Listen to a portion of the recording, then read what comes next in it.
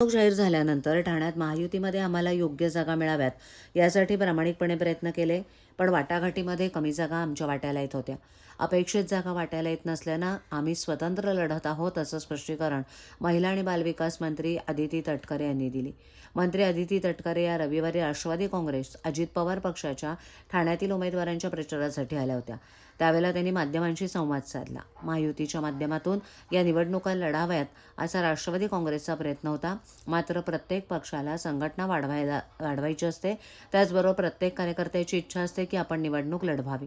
महायुतीत अपेक्षित अशा जागा राष्ट्रवादी काँग्रेस पक्षाला मिळत नव्हत्या. पक्षाच्या कार्यकर्त्यांची पदाधिकाऱ्यांची इच्छा होती की जास्तीत जास्त जागा आपल्याला लढवायच्या आहेत, त्यामुळेच आम्ही स्वतंत्र निवडणूक लढवत आहोत असं तटकरे म्हणाल्या.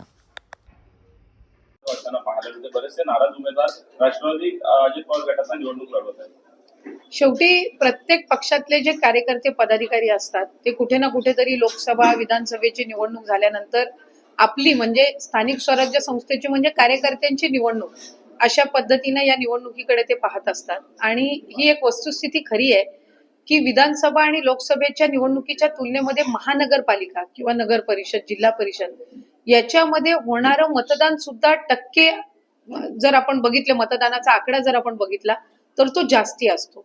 त्याचं कारण असं की प्रत्येक तिथल्या मतदार बंधू भगिनींना नगरसेवक किंवा नगरसेविका ही अधिक जवळची वाटत असते आणि म्हणून या निवडणुकीला तुलनेत जास्ती प्रतिसाद मिळतो.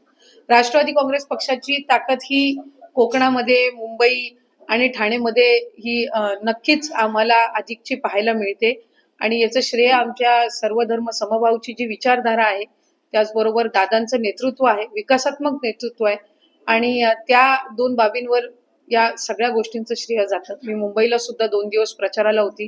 तिथे सुद्धा जवळपास 94 पेक्षा जास्ती जागा आम्ही लढवतोय आणि अनेक जागांवर असं आहे की आम्हाला खूप चांगला प्रतिसाद तिथे मिळतोय.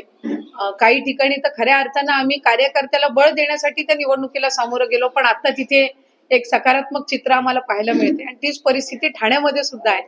त्यामुळे मला खात्री आहे की राष्ट्रवादी काँग्रेस पक्षाची येत्या काळामध्ये ताकद ही मुंबई, ठाणे आणि इतर महानगरपालिका सहित कोकणमध्ये वाढलेली आपल्याला पाहायला मिळते.